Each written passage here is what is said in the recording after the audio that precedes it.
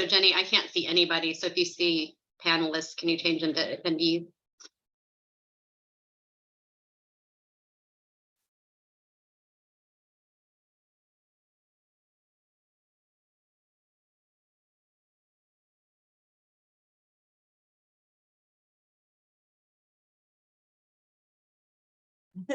Okay, so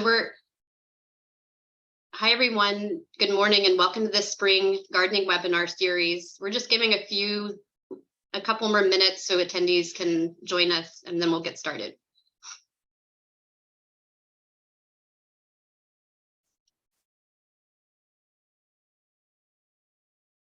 Okay. All right, so good morning and welcome to the spring gardening webinar series presented by the Central Oregon Master Gardeners, Oregon State University, and our sponsors. Thank you for joining us on this beautiful April day. My name is Cindy and I will be your host, and Master Gardener Jennifer is assisting behind the scenes. Our presenter is Ashley Joyce, and she'll be talking about techniques for setting your vegetable gardens up for success. But first, some housekeeping for our webinar. All videos and microphones are off except for the presenters. If you have questions during the presentation, please type them in the Q&A window, which you can find at the bottom of your screen. We will reserve time at the end of the webinar to answer anything that was not addressed during the presentation. The presentation is being recorded and will be available online for 30 days. In a few days, you will be sent an email with a link to access the recording, and we will also send the links that Ashley references in her presentation.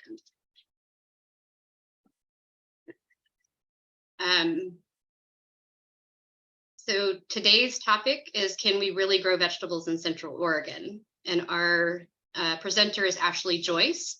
Ashley moved to Bend when she was 11 years old. She did not grow vegetables until after graduating from college, when she was an AmeriCorps Vista volunteer and helped her neighbors gain greater access to nutritious food.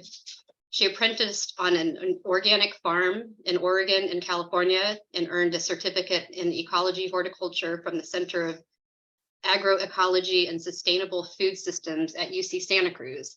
In 2009, she moved home to Bend and spent nearly 9 years teaching nutrition, cooking, and gardening as an educator with the OSU Extension Services SNAP Ed program in Deschutes County, proudly wearing a cape on a daily basis in her role as a food hero.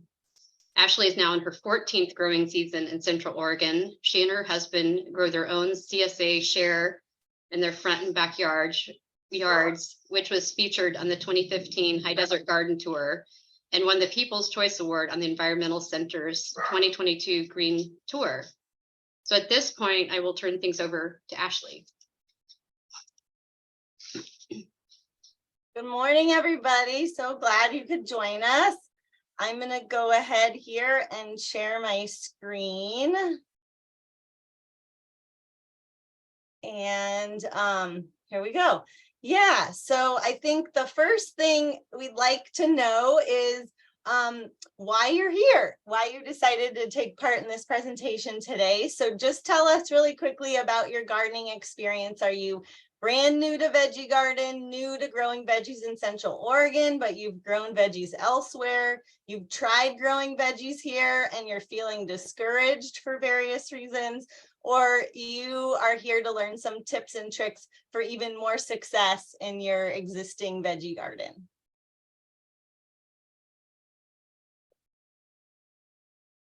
Are we getting some responses coming in? You can't see it. So No. right now it's about 15%.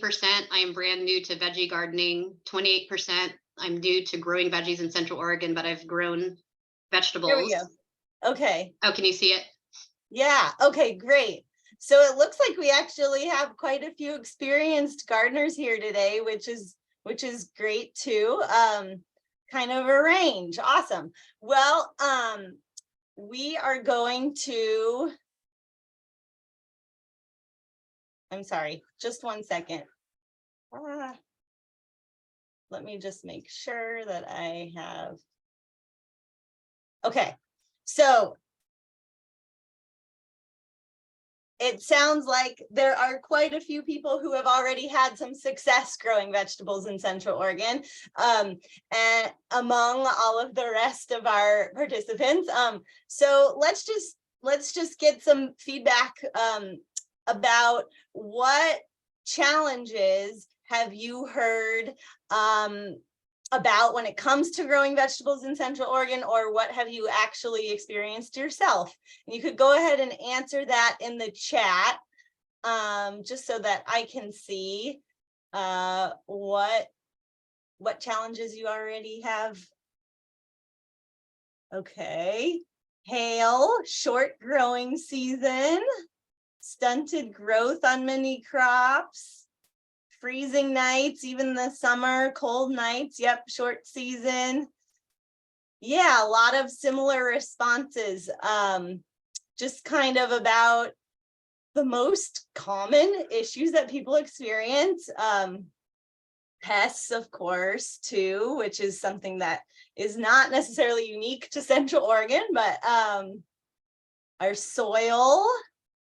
Great. I'm glad to see that some of these challenges are ones that I'm planning to present some solutions to today. So I just wanted to start by sharing a little bit of my journey in growing veggies in Central Oregon, and give my yard sort of as a case study for inspiring you to create or expand your existing garden. And then we're going to get into these challenges that you are sharing about and solutions to them before we have time for some questions. So well, here we go. So, like you heard, I grew up in Bend, but I never grew a vegetable in my life. I graduated from Mountain View High School in 2001, and then I went off to Finland as an exchange student. And it was there that I had the chance to milk cows and see vegetables growing even way up there in the Arctic.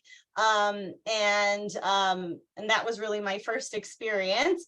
And then I graduated from college and got curious and started growing vegetables on the rooftop of my Philadelphia row house when I was an AmeriCorps Vista volunteer.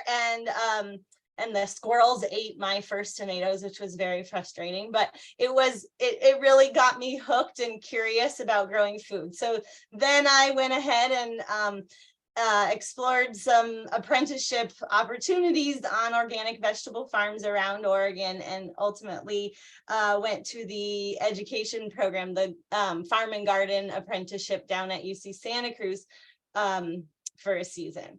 And when I moved back home, oops, sorry about that. Hold on. Going too fast.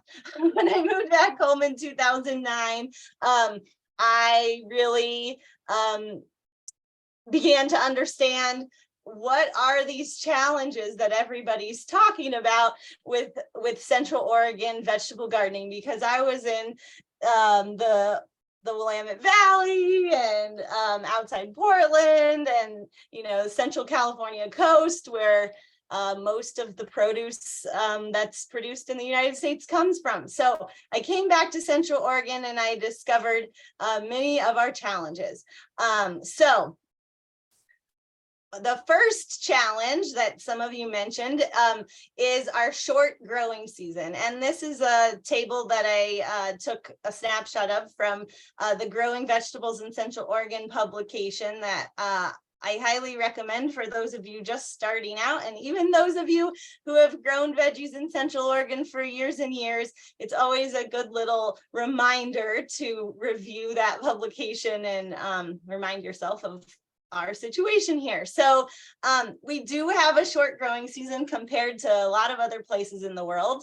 And in Bend, we can have, typically 90 to 100 days. And that's really going to be that growing season where you think of the most cold sensitive crops being able to grow. We really do, if you're now I'm getting into solutions that I plan to talk more about later, but I guess the point is, don't be too discouraged by these numbers. If you're way down in La Pine, that's going to be even shorter. And if you're up in Warm Springs, it's a very different microclimate with usually up to 100 days of growing in the season. So we really live in a pretty diverse region.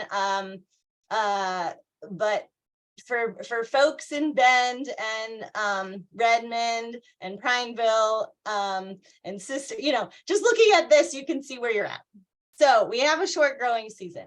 We also tend to have these big temperature swings from during the day through the night. And so sometimes it can be, 40 degrees difference during the day and at night. And that can be really stressful for vegetables, for plants to grow. And so, the ideal temperature for most vegetables is going to be between 50 and 90 degrees. And so, we're often outside of that range. And so we don't get that continuous growth here in Central Oregon that you might find in other places because it dips below 50 at night. And then we've been having these summers where we're above, 90 for weeks. So that can be an issue too. And then we have this sandy, nutrient deficient soil. And so this is just an example. You can go to Google Earth and actually add a little app to your Google Earth to find the soil web data for your location and see how your soil is classified. So here in my Midtown Orchard District yard, this is what I have is Wanoga and Frimpel, and I think that the rest is probably lava rock. So if you look at these charts, you can see that the organic matter, we want to look at about 12 inches deep in our soil, which is approximately at that 29 centimeter mark here. And you can see that I have 1% to 1 to 2% organic matter. For vegetables, we want a bit more than that. So it's definitely not ideal as is for vegetables.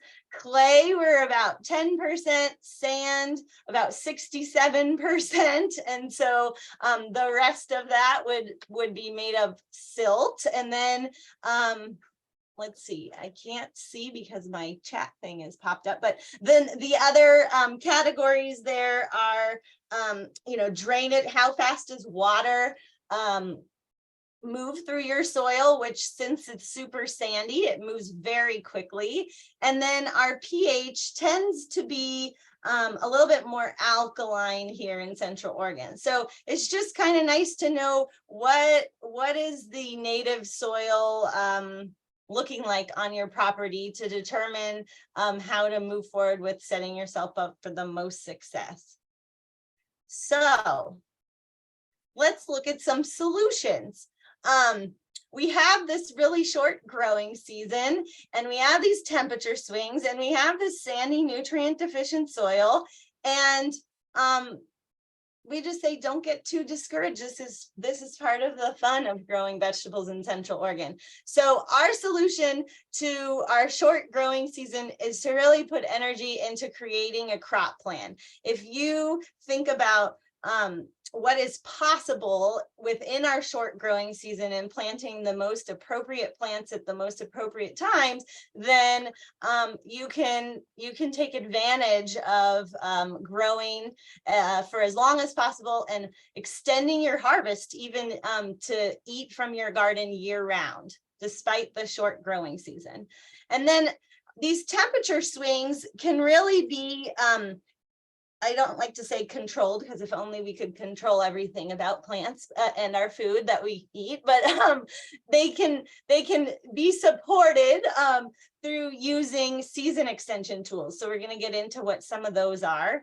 And then in terms of our sandy, nutrient deficient soil, our recommendation for folks who are really looking to set themselves up for success in the short term to have the most immediate gratification, we really encourage people to grow in raised garden beds. You can absolutely put the materials and time and energy into amending our native soil. Just know that it could take like 5 years to really build up that organic matter and to increase your water holding capacity in your native soil.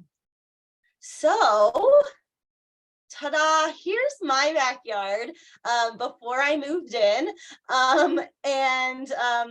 It was just kind of,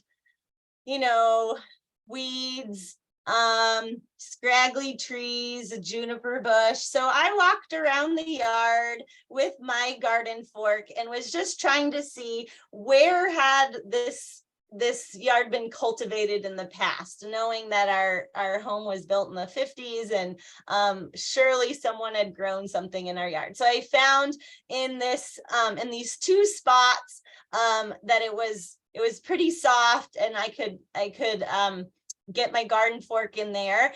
And we're very fortunate to have a little microclimate here with this lava rock wall, which really helps to retain heat.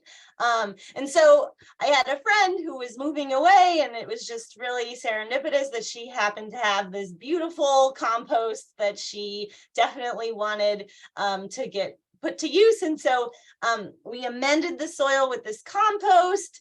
And then, ta-da, here's my husband showcasing all of our leafy greens that we grew that season. You can see that we did use some season extension tools. There's some row cover, also known as frost cloth, that we just draped over in the spring when it was colder. But as many of you noted in the chat earlier, that we can get frost any day of the year. So just being prepared with that, even for these cold hardy crops, is just a little less stressful for them if they can have some protection when those temperatures drop or when the hail comes. So we were really successful in this spot. So then we expanded, and we built some raised garden beds, and we even put in some irrigation. And you can see we experimented with some other season extenders, these walls of water. They really work great. This was an experiment we did where we tried to do double coverage and do the walls of water inside our mini hoop houses that we set up. And from our experiment, we didn't notice much difference. So we really just use those walls of water outside in containers at this point, where we don't have the greenhouse plastic covering the whole bed. But look at that. We even got ripe peppers from our mini hoop houses. That hasn't happened every season, I have to say, but it has happened because of our season extenders. And so you can see how we just slowly started to expand, and we built these beds, and we were just able to grow a lot of food for ourselves. And we had these mini hoop houses that allowed us to extend the season. And our backyard kind of became this extension of our house, and just really part of our life. Here's me in my wedding dress harvesting carrots. And then here's an example of what's possible even with our winter conditions. We still use like double cover in the winter time, where we get spinach, for example, started in the late summer, early fall, and some of those succession plantings that are maybe mid-August, the leaves mature enough so that we can harvest them in the fall and then through the winter. But then some of those plants that are the seeds that are sown a little bit later in the fall, they don't really have a chance to fully mature. So they just kind of hang out, they germinate, they hang out, and then in February, when the days start getting longer, they start growing again. And so having that double cover just helps them not be complete mushy greens when we go and harvest them in the winter time, and also just helps to heat things up a little bit more quickly once we get into the early spring. And here is kind of an example of not crop planting very well. You can see the abundance of leafy greens. And if my goal was to feed myself and all of my neighbors, this was a great crop plan. But this is kind of an example of what I find a lot of new gardeners do. When they have a lot of space, just we get excited in April or early May when it's starting to feel warmer and the soil temperature warms up, and we just want everything to get planted all at once. And so it was wonderful to be able to share all these greens, but crop planning can really help to plan your harvest so you have a consistent supply.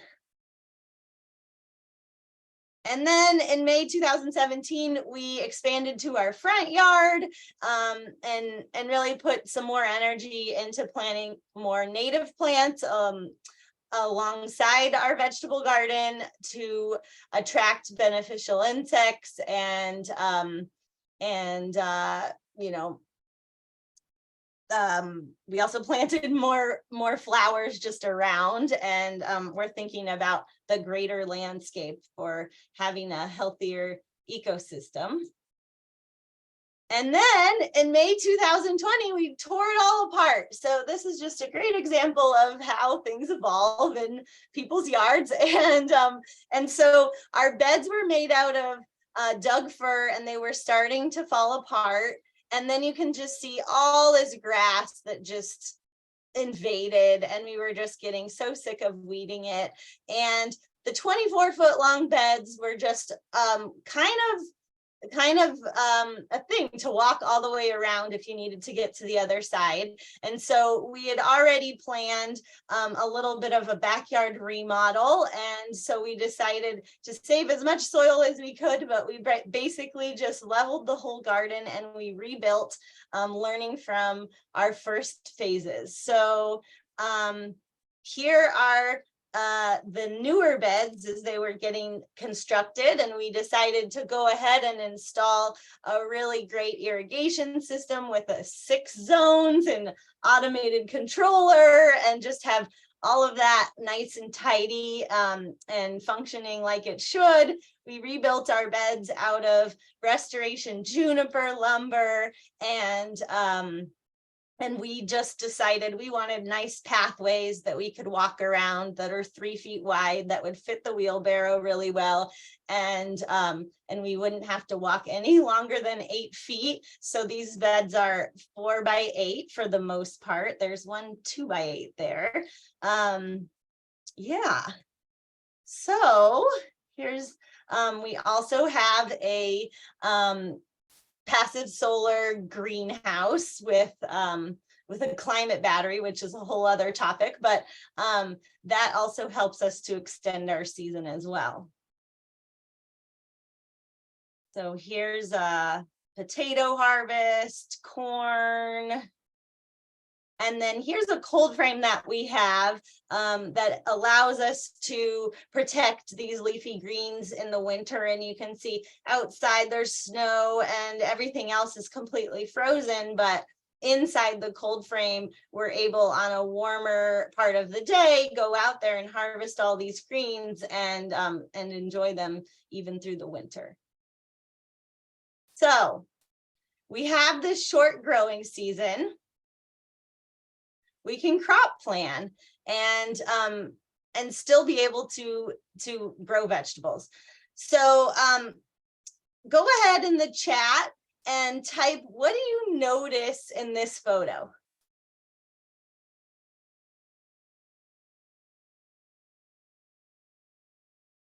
Does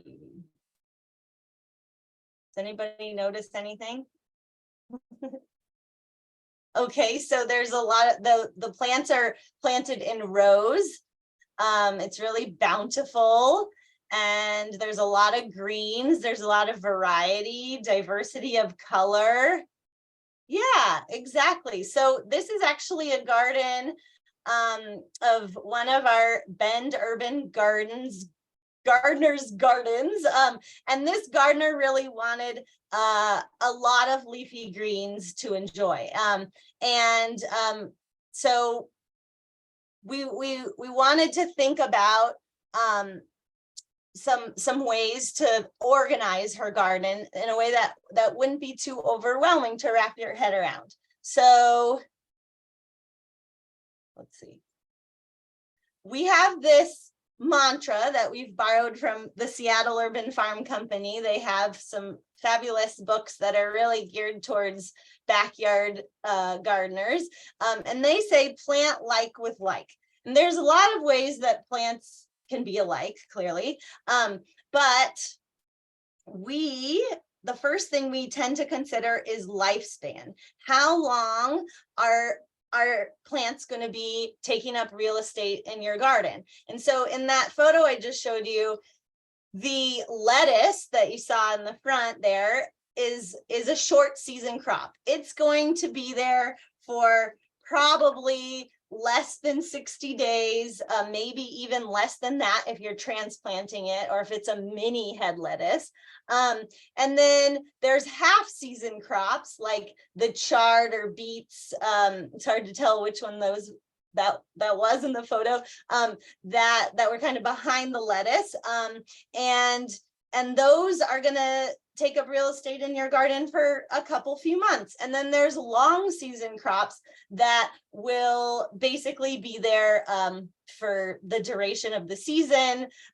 Most of the time, most of the long season crops that people like to grow in Central Oregon are very cold sensitive. So we strongly advise most people to, depending on your season extension situation, and if you're buying plant starts or growing them yourself and willing to take a little bit more risk. But most of those long season cold sensitive crops like tomatoes and cucumbers and such, we want to wait until June to plant, and then they're going to hang out in our gardens until we get a freeze in the fall. But of course we can get a freeze any day of the year, so we want to be prepared with that season extension no matter what. But thinking about lifespan, and so we group those short season crops together, group the half season crops together, group the long season crops together. Then when they're done, when they've gone through their life cycle for us, then we can clear that spot in our garden and replant and really maximize our time and our space. The other category we think about is the growth habit of our plants. Are they going to be short in stature? Are they going to be a medium height, tall, or sprawling? And so in our mind, those categories, short is kind of like below 18 inches tall, medium up to 3 feet, tall are typically those plants you're going to trellis up, and then sprawling like your melons or some of those squashes. So thinking about your growth habit, you definitely want to try to limit those tall plants on the south side of your garden so they don't shade everybody. But sometimes we want that shade. So really making a crop plan can help you think ahead on how to give everybody what they need. And then we strongly advise grouping plants by plant family. So we have lots more plant families than just these listed, but these are the ones that we think are the most important to rotate from season to season. If you can rotate and not plant them in the exact same spot from planting to planting in your garden, then that's even better. But in small spaces, it can be really hard to do a perfect job at rotating plant families. So we do our best. But the alliums, those are going to be your garlic, leeks, shallots, onions. Brassicas are the cabbage family plants, sometimes known as cole crops, like cabbage and broccoli and kale and all those guys. And then the cucurbits name kind of gives it away, right? There's cucumbers, squash, melons. Legumes are really great to rotate because they actually fix nitrogen and can be almost like a cover crop for our soil. And so that's a great thing to do. And then the solanums are the nightshades, tomatoes and peppers and potatoes. And so the reason we want to rotate our plant families is so that we're minimizing pest and disease issues. And, we are actually fortunate in Central Oregon that because of our dry climate, we tend not to have as many of the disease issues that you might find in more wet and humid regions, but it's still a good idea to rotate and just kind of minimize the risk. So when we take into account how long a plant's going to live in our garden, how tall it's going to get, and what plant family it's in, we can group these like plants together. And from season to season, just move these groups of plants throughout our garden. Here is an example crop plan. And I guess I should say a little bit about Bend Urban Gardens. So I started Bend Urban Gardens in February 2020, just before the lockdown. And our mission is to empower aspiring vegetable gardeners in Central Oregon. And so we do that through on-site consultations. We build raised garden beds for people. We can make a crop plan for you or with you, or you can take our new online self-paced crop planning course and just kind of dive into these concepts a little deeper to set yourself up for making your own crop plan. And then after you have a crop plan, we can hold your hand through the growing season or part of the growing season by coming out and supporting you through garden lessons. And we even grow our own plant starts, so you could add on that we bring plant start seeds and balanced organic fertilizer to help you stay on track for meeting your gardening goals. So I just want to say that because this is an example plan that we made for one of our gardeners, and you can see that we took into account these three considerations of lifespan. Most of these crops down at there's a compass there.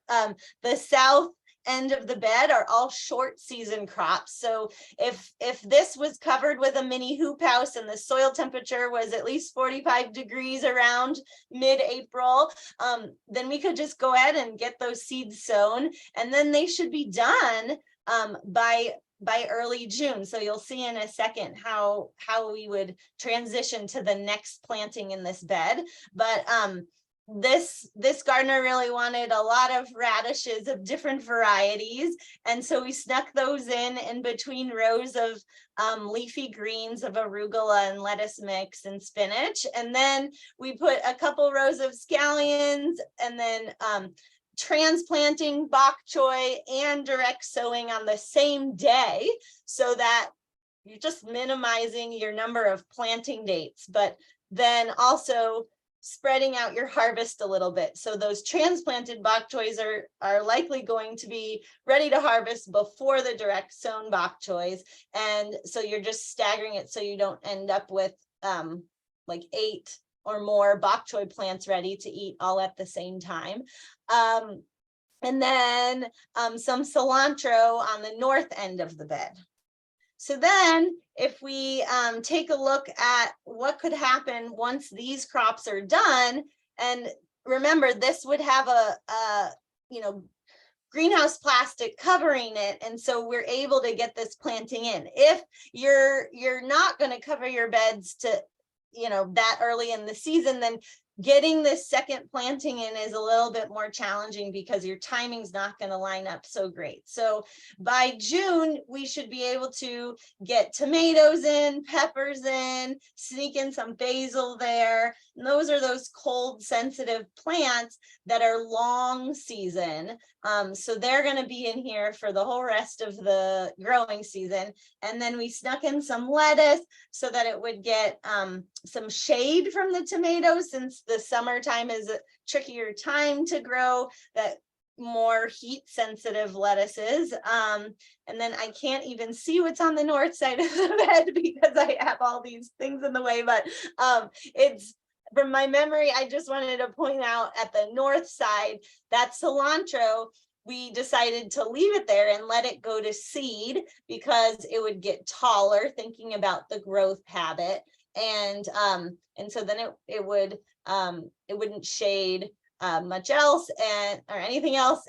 And it's an easy crop to save some seed from. And also the pollinators just love the flowers when it's flowering. So that is an example of a crop plan. If this is feeling really overwhelming, because I'm just kind of zooming through, taking our crop planning course might be a really good move for you, as it's really specific and geared towards Central Oregon. So we have this short growing season. Our solution: make a crop plan. These temperature swings, I've talked a lot, I've mentioned season extension throughout this talk so far. Let's take a look at what some of those tools could be. So you can see that mini hoop house structure. We build those for gardeners so that they fit right on top of their beds, and we can put handles on the ends and build it on a frame so that it's mobile and you can move it to the crops that need to be covered, versus having a permanently covered space that limits your crop rotation a little bit more. So you definitely could build one of these on your own using your own creativity. We do sell the hoops that we bend to 3-foot wide widths or 4-foot wide widths, and the plastic cut to size, and those snap clamps to hold it on. And then we've just added kind of a top bar with U-bolts to make it a little bit sturdier there at the top if you don't have the wood frame. And that way you could change out materials as well if you needed to a little bit. Well, an example would be the shade cloth that you see draped over that open cold frame next to the greenhouse. And I never used shade cloth in my garden until the last couple seasons. And wow, have I noticed a difference being able to grow lettuce throughout the summer. I had bok choy into July, which, is a very heat sensitive plant. And so shade cloth can be a great season extender when it's really hot. And then we have frost cloth or row cover. And I know the master gardeners, I think the one that they sell is a really nice heavyweight frost cloth that, correct me if I'm wrong, but I think it protects plants maybe down to 24 degrees. The one that we carry, we just have 1,000-foot roll of it and we can cut it to size for your needs, is more of a medium weight. And so it protects plants down to 28 degrees and it lets 85% of light through. So think back to that photo I showed you of the snow and the double cover in there. And so that really can help just let a little bit more light through than the heavier weight one if you're really trying to extend your season so that you're harvesting year round. And then the cold frames, and cold frames are great. We don't build them for people quite yet because we haven't landed on a design that we love. But a resource you could check out is Nikki Jabor, who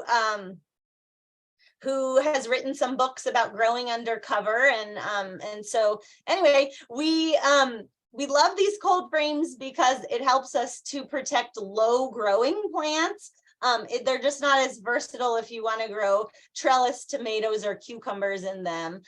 But we have handles on them, so we move them to the south side of our greenhouse, and then we're able to harden off our plants from our greenhouse to help them get acclimated to being outside before they get transplanted into their new garden homes. And so just trying to make the most use out of all of these tools as we can. So then there's also this critter cage you can see there that we built because the birds were really devouring our tender pea shoots. And now we build critter cages for people, mostly over strawberries, but they can help keep chipmunks out. And just you can drape row cover or even greenhouse plastic over them if you need as well. And you can kind of see some low hoops hanging out there in between the bed with the critter cage and the bed with the cold frame.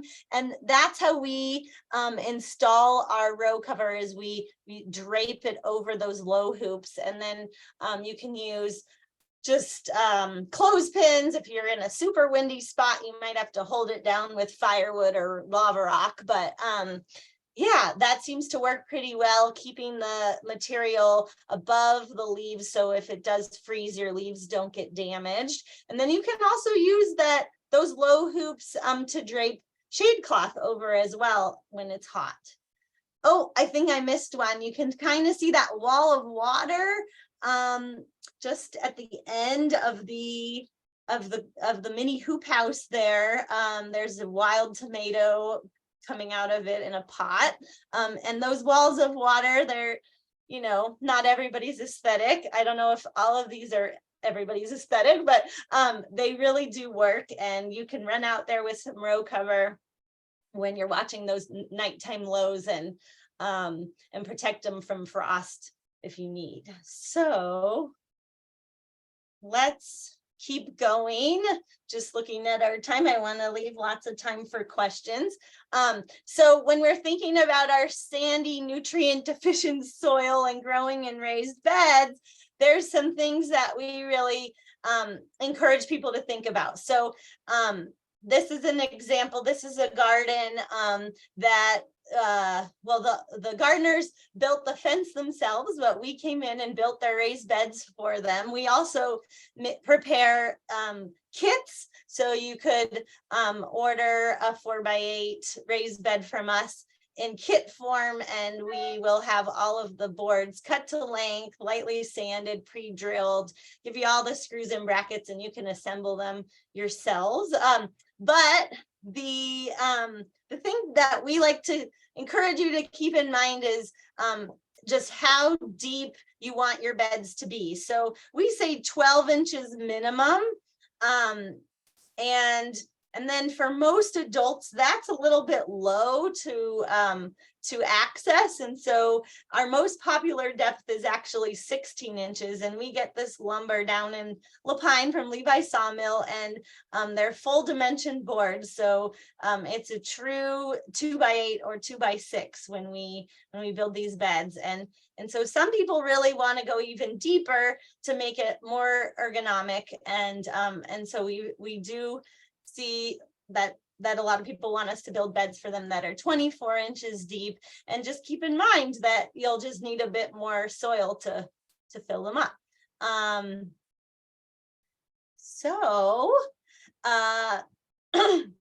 this is how you can contact us if you're interested in having some more help that's unique to your site. We're also planning on having a kind of design layout workshop on May 6th, followed by a plant sale in the afternoon.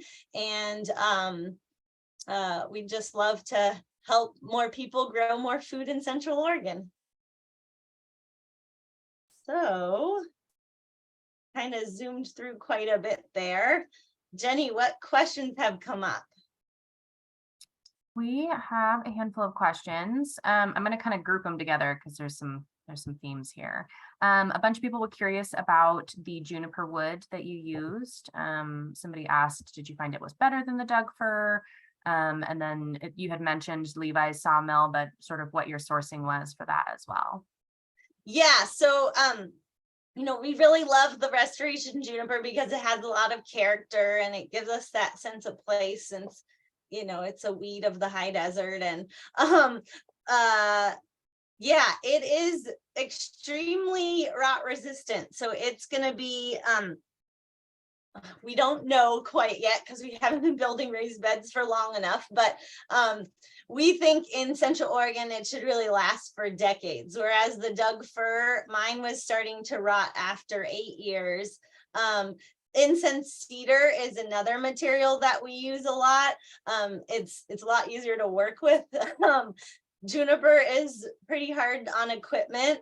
And so it's a little bit harder to find. Not a lot of mills mill it.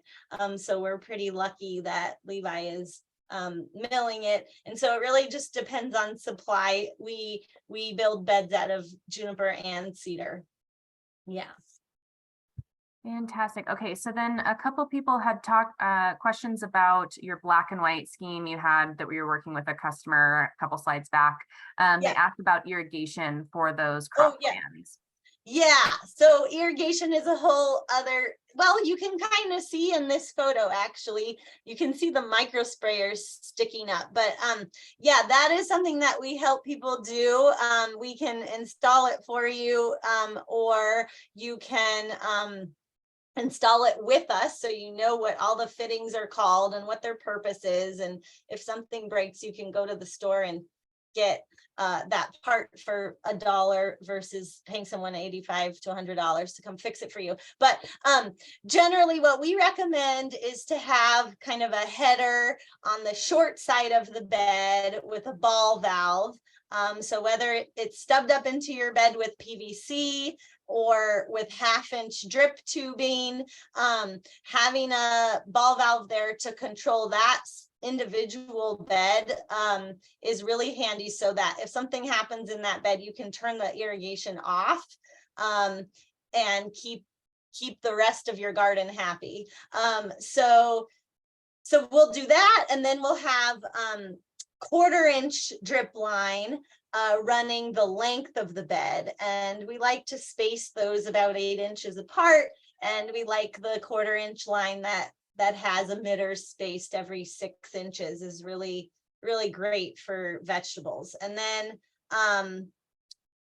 we typically put 1/4-inch ball valves on each of those lines, so you can really dial in your watering. If you have tomatoes in the same bed with your lettuce, you could maybe open that lettuce line halfway and have your tomatoes full on, and maybe even have 2 lines going along your tomatoes, so that you can run everything on the same program, but give all your plants the best you can. When we're going diverse crop plan, it's kind of, you could drive yourself crazy trying to dial in your irrigation perfectly. But we do use the micro sprayers in some gardens, like ours.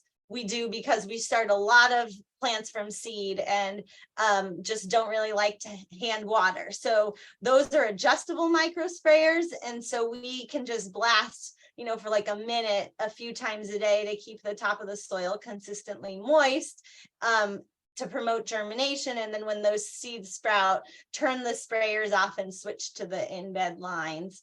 And just depends on your pressure and your flow and how many of those you can run all at once, and getting to know your site there. But they can be real handy. But the most efficient way to water vegetables is really with drip line with inline emitters. Awesome. Okay, so then the next question from Eileen is, would you share more about your climate battery, which I know is attached to your greenhouse? So oh yeah, okay, so there's this book, the year-round solar greenhouse, that we got from the library, and it just expanded our minds about the possibilities of not having to use supplemental heat to heat our greenhouse. And then as we were developing our greenhouse plans. And then the other issue that a lot of people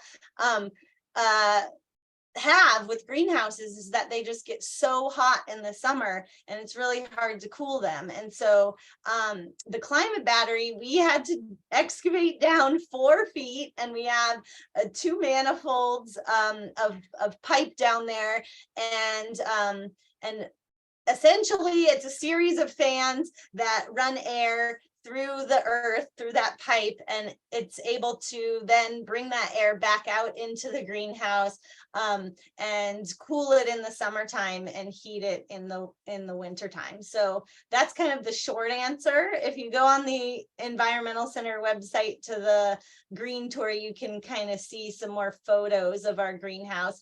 And if you come on May 6th, you can kind of take a tour of it. So it's really cool technology, and yeah, we love it. We're able to keep it above freezing in the winter time.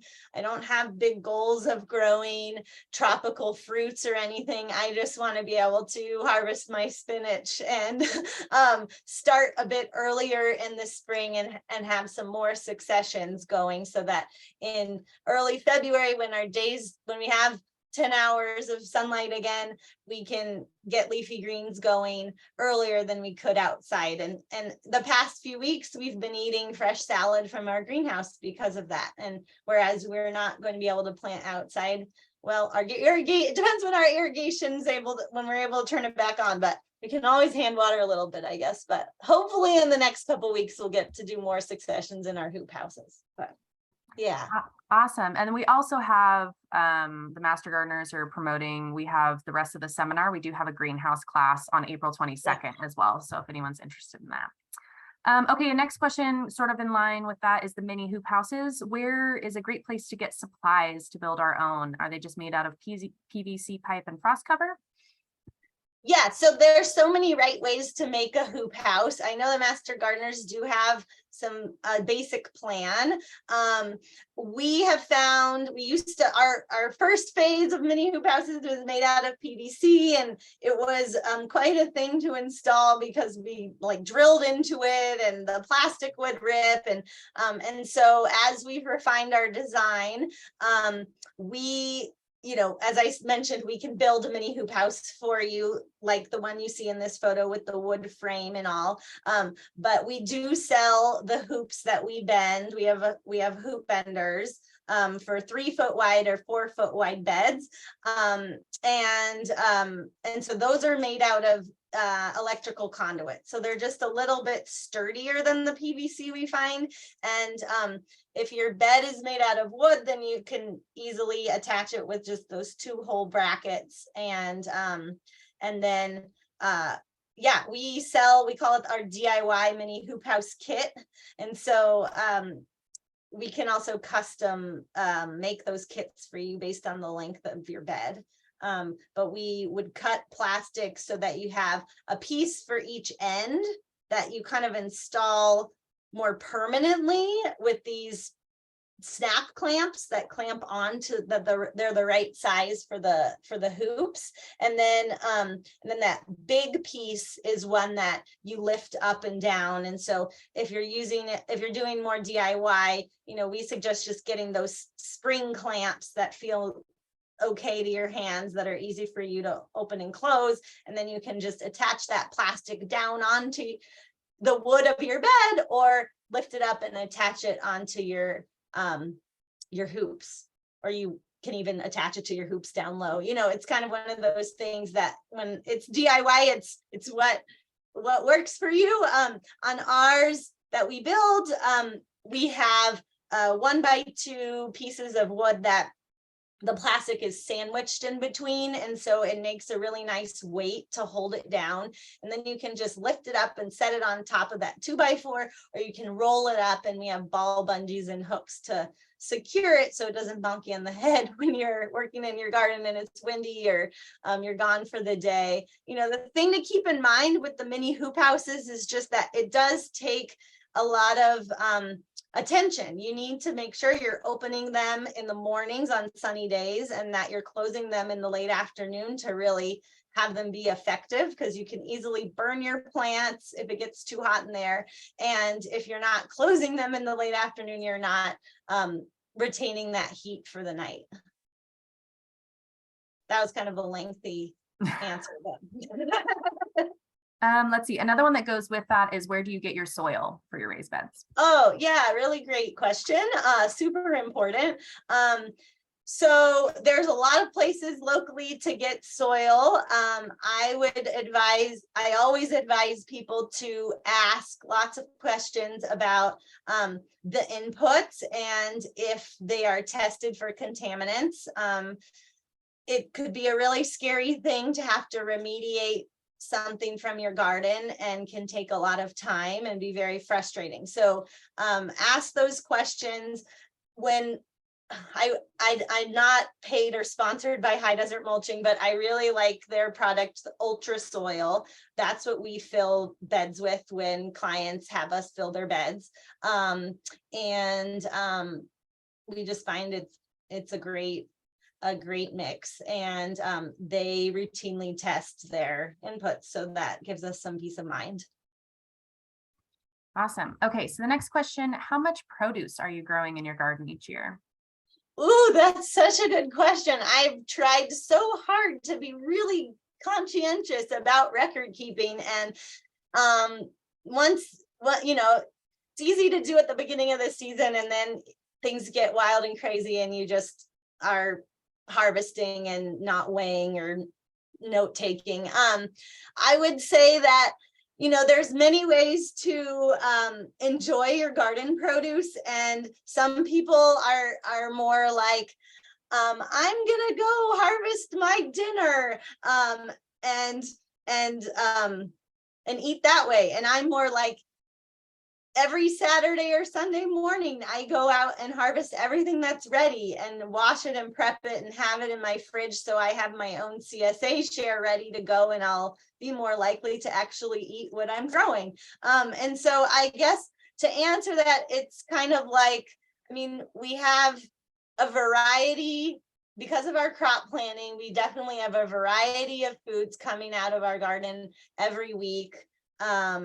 That I'm just a household of 2, and it feeds us. And we also freeze a lot of leafy greens that we blanch, and broccoli that we blanch, and we make tomato sauce. And if we weren't preserving, we would have plenty to give away. So that's not a very specific answer. I apologize, but yeah, it's really, I think, something that I would love to have more data on, to say, from this size garden, we get this much food. But it's a hard thing to generalize as well, because everybody has their own personal preferences of what they want to eat. And so if you just want to grow tomatoes and potatoes, they're not going to be ready for you until August, September, October. And so you'll get a lot then, but not throughout the rest of the season. So anyway, that's why it's a little bit challenging to say. That all makes sense. Okay, 2 more questions about soil. Will you rename that one just so that people can write it down real fast? Oh, Ultra Soil from High Desert Mulching. And so that comes in bulk. So you can go there and pick it up with a truck or trailer, or they can deliver it. They have a 3-yard minimum for delivery.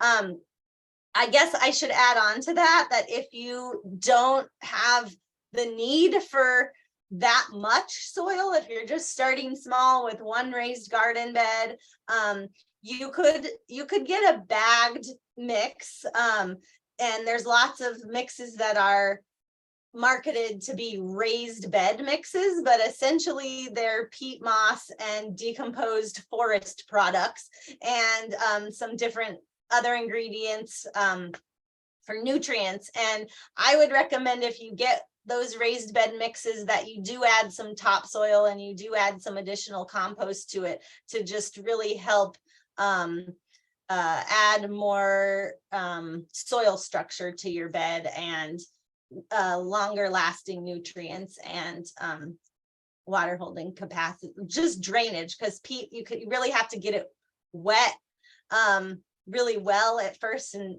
anyway, I could go on and on about that, but that would be my general recommendation, kind of like 60% of a raised bed mix, and then 20% topsoil, 20% compost.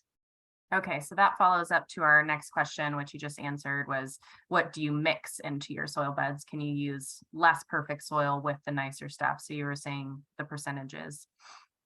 Yeah, I mean, there's so many opinions and right ways to do it, but that's just a formula that we've found works pretty well. Awesome. Okay, the next question is, what are your thoughts and recommendations on cover crops? Oh, yeah. So, for most of the gardens that we work in and help people create are gardens where people's goals are to eat as much as they can from their space for as long as possible during the season. And so as a result, we don't really plant much in terms of cover crop, because it's going to take parts of your garden out of commission for production. And so if your goals are slightly different, then absolutely plant cover crop. I think that there's a mix. Is it from Renee's Garden Seed? That's a really good one. I can't remember off the top of my head all of the crops that are in it, but it's a nice mix that I know has been used in many of our local school gardens. And then I mentioned legumes, peas and beans are crops that are popular anyway to be growing in your garden. They're not going to add as much nitrogen to your soil as some of those other legumes that are used like specifically for cover cropping typically, but it's something. So in our kind of formula for how we teach people to garden and grow as much food as possible, we really teach people how to make compost or bring in compost to add in between plantings for amending soil, as opposed to cover cropping, because it's just a little bit more of a immediate turnover type system. So yeah, does that kind of answer? Awesome, yeah. So we're at the hour, but we've got a few more questions. If anyone needs to drop off, these are being recorded and you'll be able to get the answers as well in the recording. But we've got a few more questions. So do you have any best suggestions for deer and bunnies? Yeah, you can actually go to our blog, and I have a blog post all about deer exclusion. Bunnies, I would say hardware cloth is our best friend in terms of lining the bottom of your beds with hardware cloth. If you have a larger garden space or you're creating a new garden space, consider really trenching that hardware cloth deep into the base around your fence and make it kind of an L shape so it's harder to dig under to discourage them. But they can hop up. I've heard different heights, anywhere between 24 and 29 inches, depending on the bunny, I guess. And so if you make your beds a bit deeper, it could be harder for them to get in, but any of these other tools are great exclusions. I mean, we also make our mini hoop houses with a pest protection layer, which is like a 1x1 netting that has magnets on the side, so it sticks to our hoops and it really keeps pests out, like bigger ones like deer and bunnies. So yeah, in terms of deer, I mean, your best bet is a fence, and they can jump over anything lower than, I mean, even a 6-foot fence they can jump over, but it's just depending on what's on the other side and how comfortable they feel landing there. I have heard some success stories of people doing double fences that are lower. So like, if an 8-foot fence doesn't appeal to you, or you can't find someone to build you one that tall, you can try doing like 2 layers of 4-foot fencing with like 3 feet in between, because that's a little scary for them to try to jump over. So anyway, but you could check out our blog post for more info on that.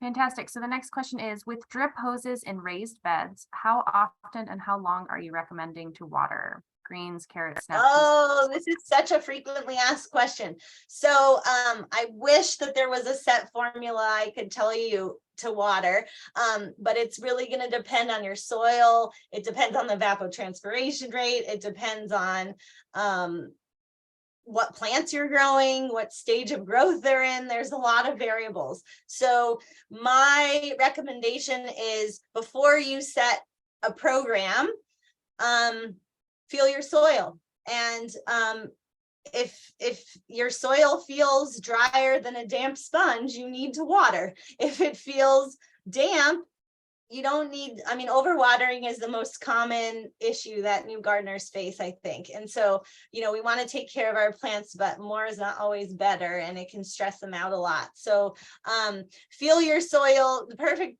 great soil moisture is, grab a handful. You should be able to squeeze it into a ball, and it should shake apart pretty easily then in your hand. And then that's good soil moisture. You don't need to water. But if it's falling apart really easily, like you can't form it into a ball, then it's time to water. And so start with 5-minute increments, and then let that water percolate down, and check it after 15 to 30 minutes after watering, and see, did it get down to the root systems of my plants, or do I need to water for longer?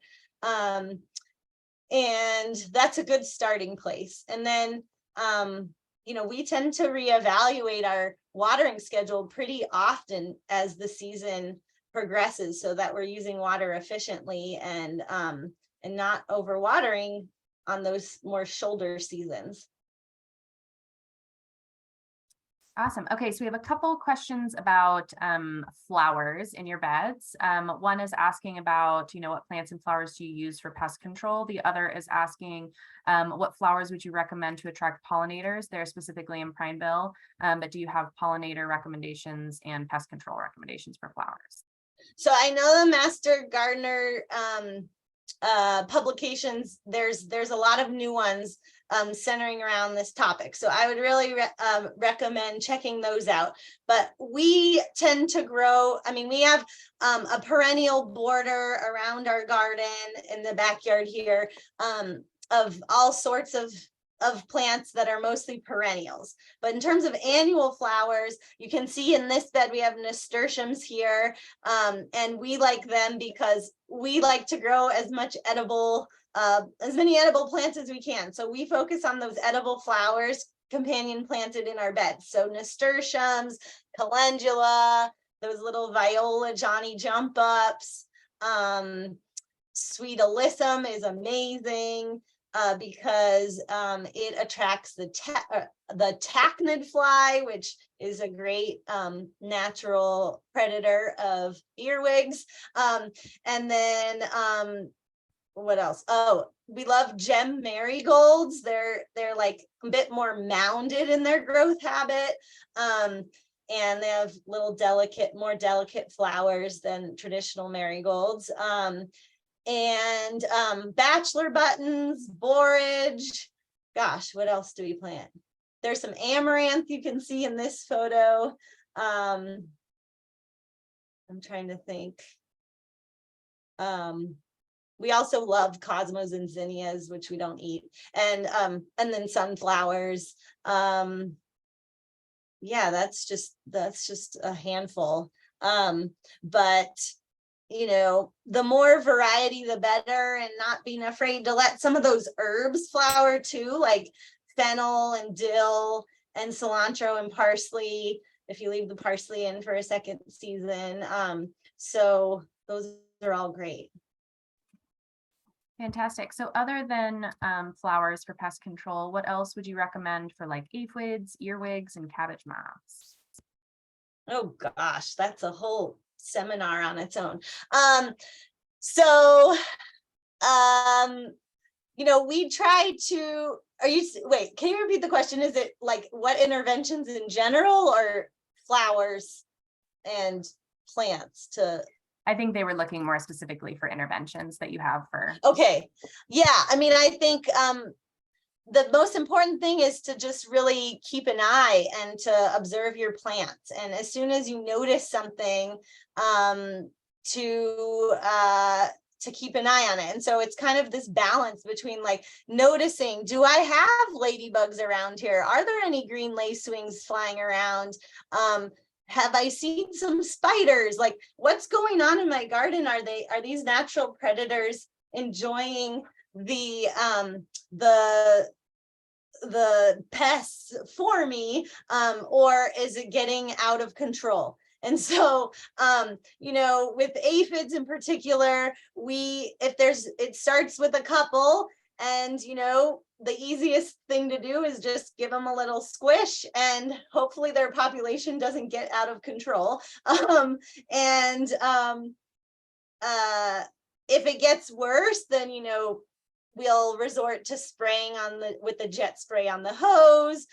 We kind of have a hierarchy of least invasive to most invasive to like costly interventions. And we have an attitude of like, a lot of times some plants are just more susceptible to pests because they aren't as healthy.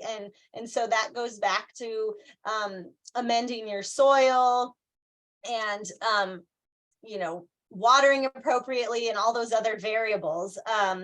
And so we're not afraid to pull a plant sometimes, and not get so caught up in trying to save this one broccoli plant. And maybe it just needs to go to the chickens because it's covered in aphids and it's not thriving. And let's replant and keep that spot, growing, because time is precious here, and plant something else that's not in the brassica family in that location.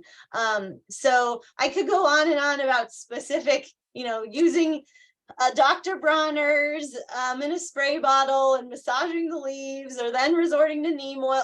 There's lots of things you can do, but I think it's also comes to just plain old observation, good gardening technique of taking care of your soil and watering appropriately and having healthy, strong plants to begin with. So yeah, there's a lot of variables. Fantastic. Okay, so the next one, does Bend Urban Gardeners help in nearby towns like Redmond and other parts of Central Oregon? Yeah, depends when you contact us in the season and if we have the bandwidth and capacity to be traveling to your site, honestly. But we do have gardeners that we've helped in Lapine, Sun River, Redmond. And we do have a travel fee, depending on your site, outside of, if it's going to be more than 15-20 minutes for us to drive from our Midtown Bend location, then we do have a travel fee. But yeah, we're happy to help people outside Bend. Okay, the next one is, what type of food scraps or other should we be putting directly into our beds for compost? And how deep should we put things? So yeah, I mean, there's so many ways to compost, and you can look at like the old French biointensive like hot compost beds that they did.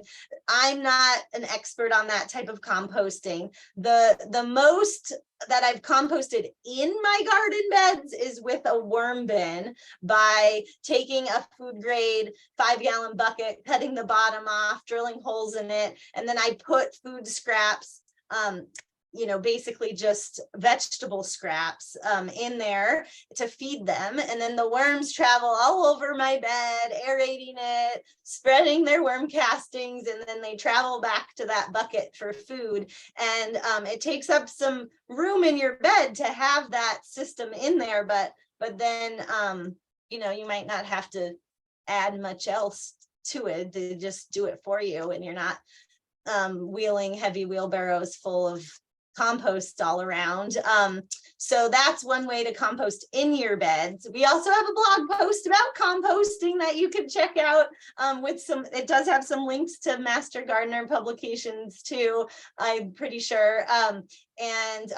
We're big fans of vermicomposting using worm castings. Scientists are discovering all the time now more benefits of worm castings and the microorganisms that are there, in addition to the nutrients and how they interact with each other to make those nutrients available to plants. And so, you tend not to need as much volume of worm castings as you do like from your 3-bin compost system. Yeah. I'd check that out. We are making vermicompost bin towers out of blue stain ponderosa pine that are really beautiful, and they can slide under. We have one client who's put hers under her laundry room sink. You can keep them in your garage. You could, we keep ours in our greenhouse, but worms don't really like to live where it's too cold or too hot. So you might have to move them at some point. But anyway, worm composting doesn't take up a lot of room. It should be the least stinky, and they're able to process food scraps so quickly. It's amazing. Yeah, that's really cool. Okay, so let's see. The next one is, how much soil is needed to fill one 8x4 bed that's 16 inches deep? 1.5 yards. 1.5 yards. That was very I'm quick. pretty sure. And then, do you test your soil, and how often? Oh yeah, good question. So if you're starting from scratch in an in-ground bed, or you're looking to like plant edible perennials or perennials in an in-ground bed, I would always recommend testing your soil to see what you're starting with and get recommendations for how to amend it for what you want to plant there, if it's blueberries or if it's annual vegetables. For my raised bed garden, I don't really test the soil super often, my own garden, because it seems to be doing pretty well. But that's I probably should, because it's nice to have that like starting point and see how things are doing throughout the seasons, and it is the best way to inform how to amend your soil most appropriately. My formula is in the fall, I put well, it depends what's growing in the bed, because we overwinter a lot of things, but I tend to put a just 1/4 inch to 1/2 inch layer of compost on top as a mulch, and then in the spring I'll work it in as an amendment, and just adding that compost is basically my my formula for amending my beds. But it is good to test your pH occasionally, and yeah, so in our client gardens, typically if it's a garden that someone's just inherited, they just bought their house, they moved in, they don't know what those beds are filled with, absolutely I would get a soil test to just get going and not kind of, I hate to say waste a season, but just so you can amend it most appropriately. Yeah. Okay, we've got a couple more. This one is very specific and maybe outside the realm of this conversation, but it says, what do you think about using Guard N to stimulate development of N-fixing nodules in peas? I don't know what Guard N is in particular, but it sounds like it might be some sort of an inoculant, and which is essentially microorganisms, is my understanding, that can help to, if you soak your peas before you plant, it can help to increase yields in your pea plants, and so yeah, I teach people to do that so they know that it's an option. But oftentimes in my own garden, I'm a little lazy and I'm like, oh, it's time to plant peas, all right, I'm going to plant them, and I'm perfectly happy with the yields that I get. So it's all about how much time, energy, and budget do you want to spend on products that are out there? Because the gardening industry definitely markets a lot of products to us. The next one is, do you grow corn? I do. Corn grows best in blocks. So, I learned like a 10 by 10 block is the minimum you should grow corn. Well, I'll dedicate a 1 4x8 bed to corn every season. And when I see it tasseling, then I'll just go and shake those plants and kind of do a little bit of hand pollinating, because corn is wind pollinated. And so that's why it's best to plant it in blocks, so that pollen floats around everybody. So yeah, we get pretty good kernel development, pretty good pollination. I mean, so every once in a while it's like, oh, that one didn't happen, but yeah, I think it's worth trying. I mean, it's just one of those things. It's a long season crop. It's going to take up a lot of room in your garden for, the majority of those 90 to 100 days or more or less that you have, because it's a bit cold sensitive. So you want to wait until, we'll direct sow corn probably mid-May, and cover it with the hoop house. And then once it gets like a foot tall, we'll move the hoop house somewhere else, and let it grow to its full height. But yeah, so it's there until the fall. So, thinking about how you could companion plant some pole beans to grow up it. We tend not to grow squash, the Three Sisters traditional companions of corn, beans, and squash. We typically prefer to grow our squash in places where we can cover it a little bit more easily, especially the winter squash. If it's not covered with our hoop houses in the fall, rarely do we get ripe fruit, and it's just such a bummer to wait all season and then it's almost ready and then it freezes. So yeah, there's some ideas with corn. And then can you talk quickly about berries and maybe grapes? Yeah. I think raspberries are like, you can't really go wrong with raspberries in Central Oregon. They do great. Especially if you're on an urban lot, just be mindful of your neighbors and maybe not planting them right up against the fence line if they really don't want raspberries in their yard, because they will spread. Blueberries are really great. We really recommend planting them either in large pots or in their own bed, because they have specific soil needs that are different from most of the other plants people are growing in their gardens. There's some other fruiting crops like currants and honeyberries and gooseberries that are a little bit less mainstream but tend to be deer resistant, and so those could be good ones for front yards. Grapes can do really well. I'm still learning more about them because I haven't grown them myself. So but on the High Desert Garden Tour last year, there were some beautiful grapes growing, and it was really inspirational. So I would just say be prepared with trellising for them, with your cane fruits too. Like it really makes for a tidier and easier to harvest situation when you have a trellis. That's all I can think of off the top of my head. Were there any follow-up questions on that one? No follow-up. Okay. Next one is, what do you think about the compost produced at the landfill?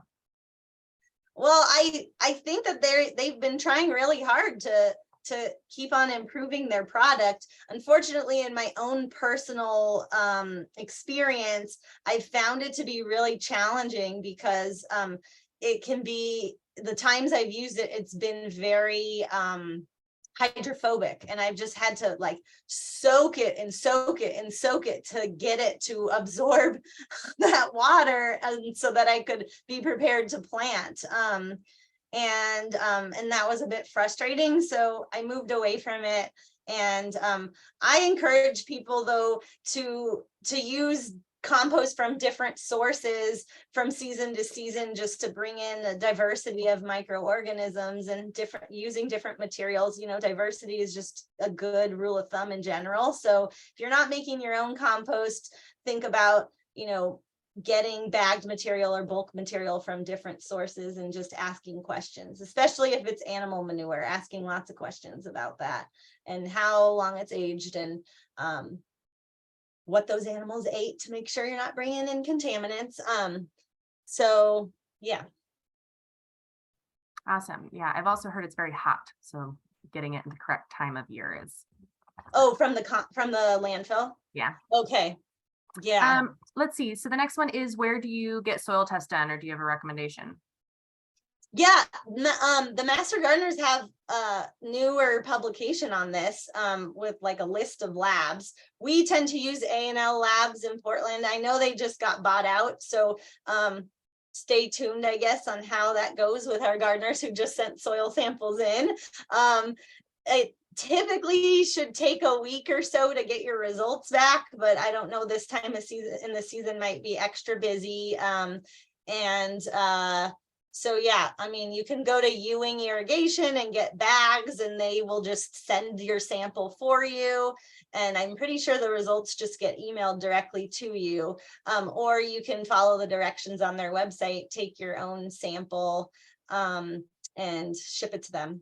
Like you take like a gallon bag and fill it 3/4 of the way full and take samples from different spots and mix it all together. Yeah. Okay, and our last question in here so far is, how does your water bill compare to that of just growing a lawn? Food takes a lot of water, but I really think that it is, you know, we're offsetting those food miles also when we think of the environmental impact of food production in terms of buying it from elsewhere and bringing it to our home. So it's hard for me to say. I know that I'm continuing to dial in my irrigation to be even more and more efficient. And when I see my gallons used now that the city has like a detail of all of that, we do use quite a bit of water to grow food. I mean, you just do. But a lawn doesn't feed you, and you know, and it's my own personal philosophy that if we're going to use water, then this is an appropriate way to be using it. But you know, people might feel differently, and I've heard from a lot of people struggling with this moral dilemma of should I allow that water to be used by our local farmers to grow this food on a larger scale and join a CSA instead of growing in my backyard. Well, there's a lot of benefits to growing food beyond just the nutrition component of eating it. And the joy of gardening is huge for people, and what it can do for your mental health and your aesthetic of your space, and you know, exercise, outdoor time. There's a lot of other benefits to gardening. And if you know, using water to grow food is something that you can live with, then we're in full support. But you know, watering just a lawn, that's a whole other topic. I think of what are your goals with your landscape, and